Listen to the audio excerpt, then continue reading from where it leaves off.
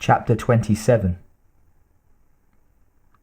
Lara felt a loosening in her chest with each step that Jess and Ellis made toward the bay, a lifting of the dire shadow that had engulfed the ill-fated mission. It was nearly over. "They're almost at the airlock, Pop. Don't forget about me." "Don't worry, I won't."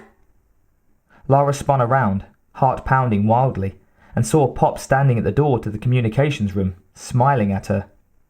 She stared at him in shock, the shock turning to confusion as her thoughts grasped for an explanation, and found none.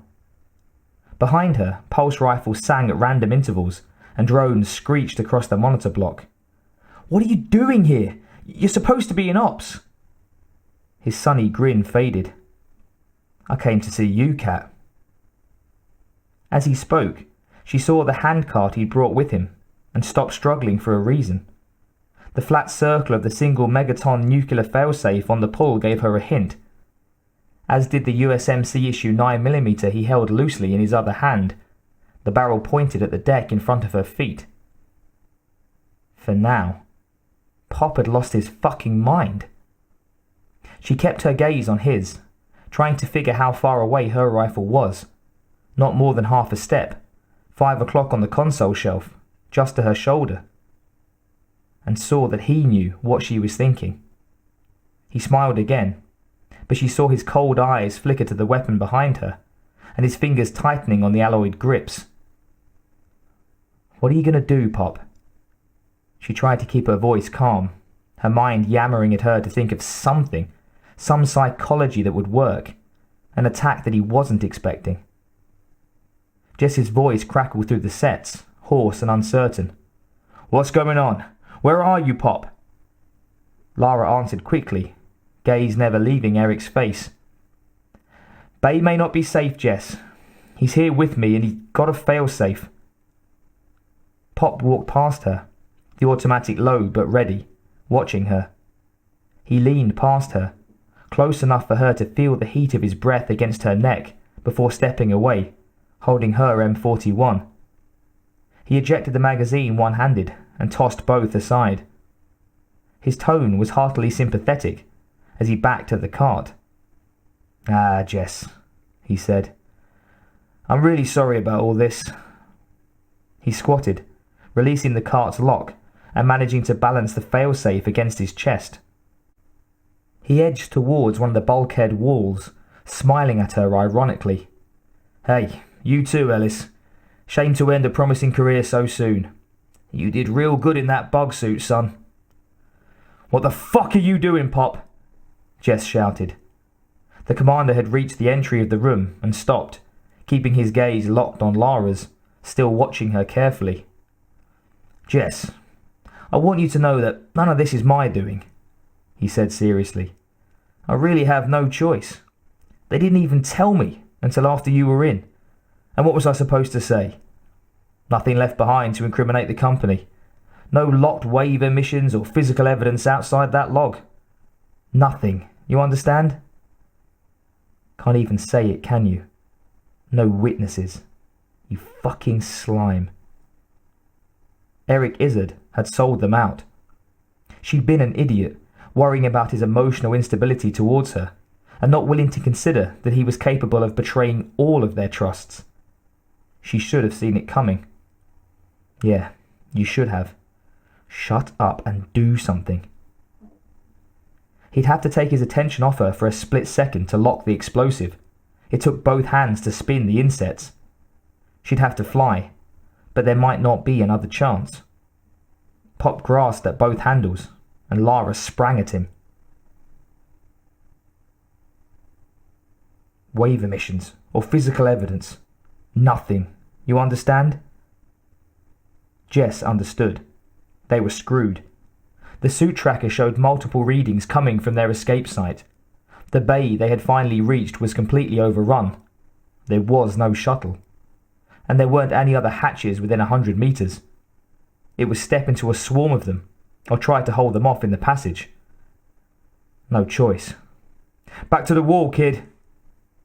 He positioned himself and looked up at the max, watched Ellis lurch the suit around slowly, the monstrous shoulders banging dents into the metal-lined panels. as the corridor was filled with the distant but rising, echoing howls of the next wave, approaching quickly from both sides. One magazine. Fuck you, Izzard. Pop spun and cracked the pistol against her temple, knocking her back in a sharp burst of starry pain. He pointed the automatic at her head as she slammed into a console and froze, staring at the dark bore of the weapon. "Back to the wall, kid!"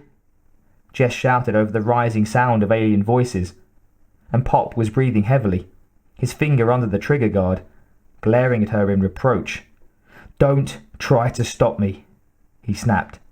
"It has to be done, don't you see?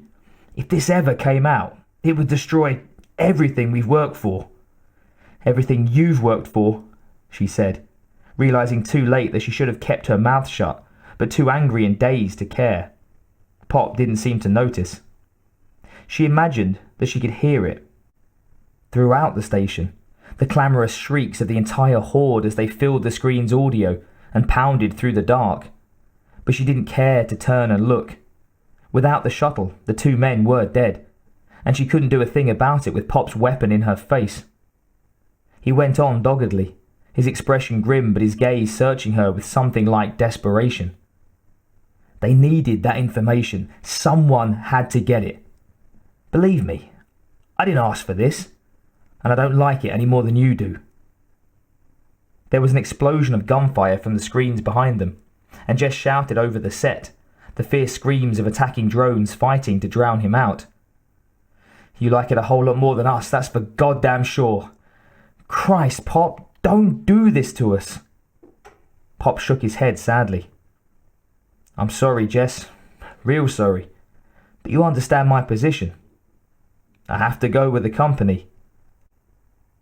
Pop worked his way to the internal monitor block, automatic still trained on her aching head.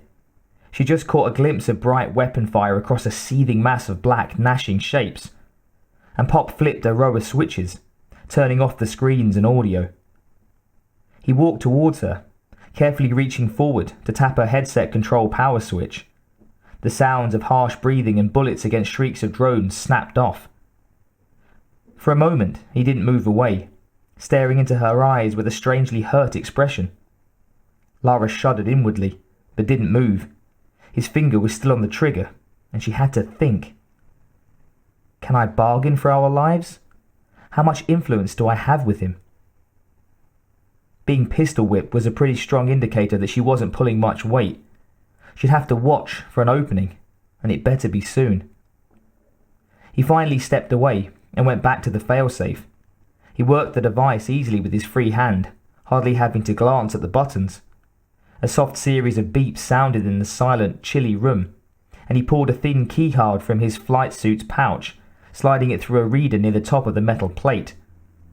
And then Lara shuddered for real this time, an involuntary spasm that racked her sweaty body as Pop dropped the card to the deck and crushed it beneath one heel. Pop had just manually programmed the nuclear device to detonate, and without the card, the only way to stop it was from the main computer on Nemesis.